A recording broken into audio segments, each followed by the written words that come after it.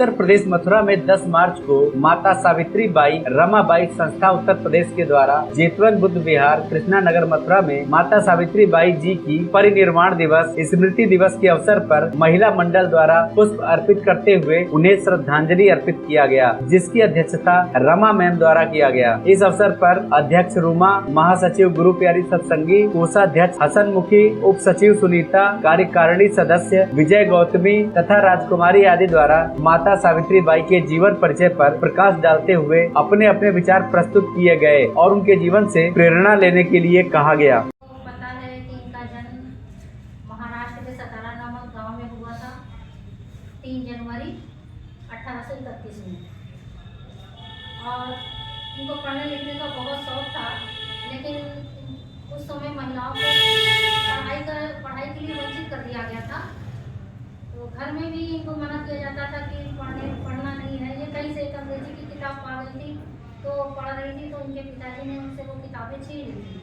उनको बहुत दुख हुआ था, लेकिन उस समय परंपरा थी कि महिलाएं नहीं पढ़ सकती थी, सो नहीं पढ़ पाई। अब 9 वर्ष की उम्र में इनका विवाह हो जाता है ज्योतिराव फुले जी के साथ, जो उस समय 12 साल के थे। विवाह हो जाता है, ये अपने घर जाती हैं, ससुराल जाती हैं। जब इनको पति को मालूम पड़ता है कि ये पढ़ने की शौकीन है, तो वो इनको पढ़ाते हैं, घर में ही शिक्षा देते हैं और पढ़ाते हैं। उसके बाद ये शिक्षिका की ट्रेनिंग लेती हैं और ट्रेनिंग लेने के बाद एक विद्यालय खोलती हैं महिलाओं के लिए।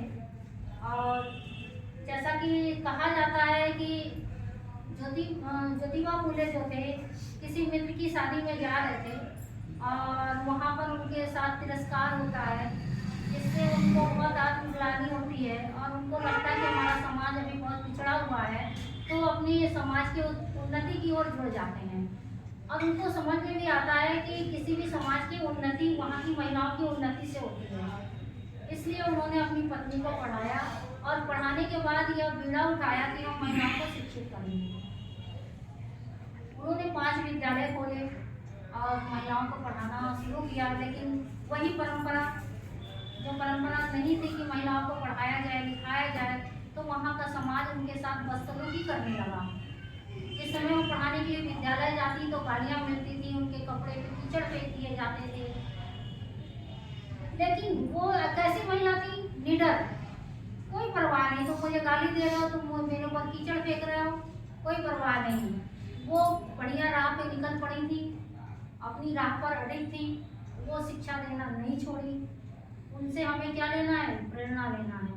जिस तरह वो महिलाओं की शिक्षा के लिए समाज विरोधी कार्य उस समय समझा जाता था, वो उस कार्य पर डटी रही, लड़ जाती थी, भिड़ जाती थी, अपनी शिक्षा के कार्य को छोड़ा नहीं। उसी तरह हम लोगों को भी अपनी समाज की उन्नति के लिए कार्य करना है। पर इस अटल सत्य को तुमने पाया है, कुछ ज्ञान ना हो, खुद को मानव कहलाओगे, कैसे तुम मुझको यह बतलाओगे। जब तक आप पढ़ोगे नहीं, तब तक कहते हैं ना कि बिना शिक्षा के मनुष्य पशु के समान होता। तो वही चीज उन्होंने कही है कि ये अटल सत्य है।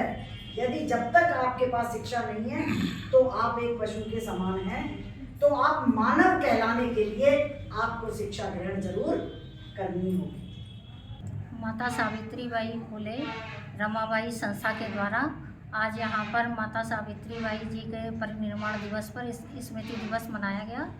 और इस स्मृति दिवस में माता सावित्री बाई फुले जी के कार्यशैली और उनके द्वारा किए गए समाज सेवा की यहाँ पर चर्चा की गई। और हम सभी महिलाओं ने उनसे प्रेरणा ली कि हम लोगों को भी समाज में कार्य करना चाहिए अच्छे से। जिस तरह उन्होंने शिक्षा का अलख जलाते हुए महिलाओं के लिए कई स्कूल खोला और विधवाओं के लिए आश्रय बनाया और विधवा विवाह के बारे में कार्य किया, छुआछूत इत्यादि का शोषण का विरोध किया।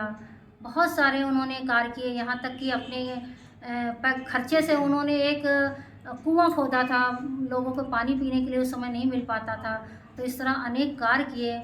उनके द्वारा किए गए कार्यों को हम लोगों ने याद किया और हम लोगों को यह प्रेरणा मिलती है कि हम लोग भी अपने जीवन में इसी तरह संघर्ष करते हुए महिलाओं के लिए अन्य समाज के लिए कार्य करते रहें और अपना काम को बहुत अच्छे से उसको निभाते रहें। यही प्रेरणा हम लोग लेने के लिए आज यहाँ पर उनके लिए श्रद्धा सुमन अर्पित किए हैं। धन्यवाद। तो मेरा नाम वदना है और मैं कक्षा 10वीं की विद्यार्थी हूँ। आज राष्ट्रमाता माता सावित्रीबाई फूले जी की पुण्यतिथि है और उनकी पुण्यतिथि पर मैं उनको शत नमन करती हूँ। आज यहाँ पर हम सारी महिलाएं उनके विचारों को समाज में बताने के लिए इकट्ठा हुए हैं।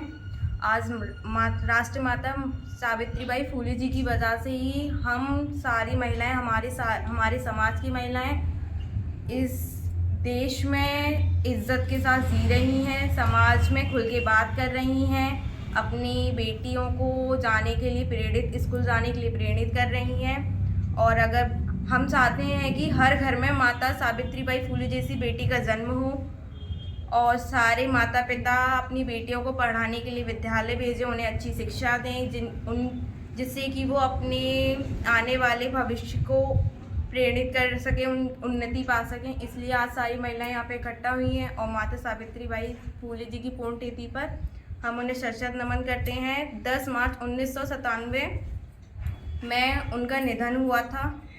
बस धन्यवाद।